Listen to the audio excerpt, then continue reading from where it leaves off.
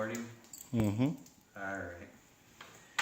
I'm David Slayton. This is my mother, Wendy Chandler, and I'm going to be interviewing about our family.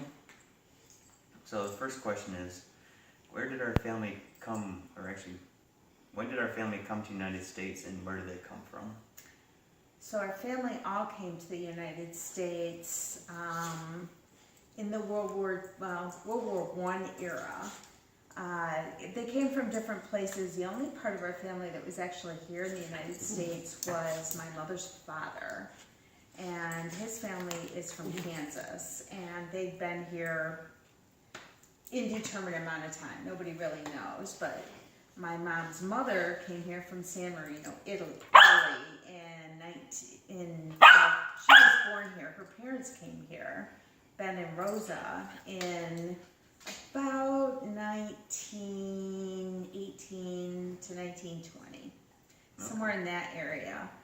Now, my dad's family, my dad's dad is from Sicily, Italy, and my dad's mom is actually from Finland. And her parents, her dad was from Sweden and her mom was from Finland. How did they meet? So when you say how did they meet, they being who? My grandparents? Yes. Okay, so my grandmother met my grandfather when he was on leave, when he was in the Navy during World War II. And my dad's parents met up in the UP. Okay. And his family, when my dad's mother's family came here from Finland, they settled in the UP and they had a farm. And her brother actually worked in the mines up there. Okay. When my dad's dad came here from Italy, they settled in New York. And they were actually on vacation in Detroit. He decided to come and get a job here. He went to the UP on vacation, and that's where he met my dad's mother, Lila.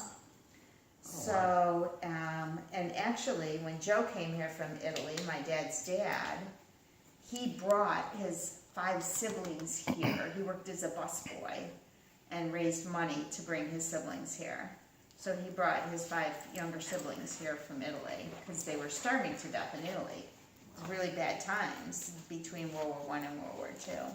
So they left because of poverty. They come here for They a new left life. because of poverty. And Ben, my mom's grandfather, came here from Italy to get a job. And they were actually in San Marino, Italy, which they were a little wealthier than my dad's family. And he got a job and settled here in Garden City. Okay. But left his wife and oldest son in Italy.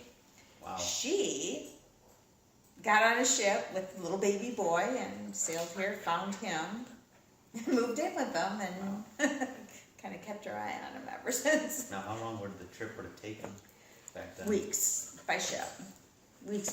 I mean, that was not a pleasant trip here. Wow. Not by any stretch. But when they came here, they had places to live and houses, and Okay. you know, it kind of went from there. Now, do we still have any family members living in other countries? We do. So my dad's family, his mother's family, is still in Finland and Sweden, but we don't have contact with them anymore. When she died, nobody spoke Finnish or Swedish. So I took all of her correspondence, because she wrote letters back and forth to her family there, until she died, until she could no longer type. She typed them because her writing was so bad. Wow. And I tried to, back then we didn't have computers, and the only way to do foreign language was to either find somebody to translate or try to do it with a foreign language dictionary. So I used a foreign language dictionary and wrote letters trying to inform her family that she had passed on. Never heard back from anybody. So, and my dad's dad, their family is scattered all over the United States, and he knows where they're at to some degree, but they really weren't close. So We don't know if there's any family in Italy there. Okay. But on my mom's side, there's tons of family in Italy. And they still correspond and they do Facebook. We have the cousin site, and I just got 3 pictures this week from a cousin in San Marino. Oh, cool. So they're still very much in contact with each other, and travel back and forth. Not frequently, but occasionally. Okay. Now, are there any interesting family stories? Lots of interesting family stories. Like what? Well, even the one about my great grandmother coming here and finding her husband and moving in. But my grandmother, so would be my Nona, which is Italian for grandma. There's an interesting family. So they moved into a house that was owned by a man named Fell. And he lived upstairs and they lived downstairs. And my Nona kind of took care of Rafael, and they had boarders, and in the way the story goes is she'd go up and she'd entertain with the friends, and they danced and they partied. Oh, I guess it was kind of quite the lifestyle. sounds like it. And Rafael was more of a father to her than her own father, and when he died he actually left her his house. Wow. And so the house that I lived in when my parents divorced and my grandparents started helping raise us is the house that she inherited from Rafael. Is that house still around? It is. It's 1537 Morris, Lincoln Park, Michigan. And that house actually was built on 4th Street. And they moved the house into Lincoln Park when they made 4th Street more commercial. Back then they actually moved houses. Man, that's one heck of a heirloom then. Yeah, it is.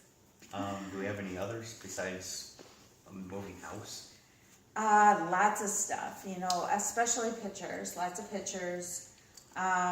There are different things that have been brought back from Italy and such, and my mom has most of those, but I have a picture that my mom had as well as a picture that my dad had of their parents. So lots of family heirlooms scattered around. Oh, cool. Let's take a quick break.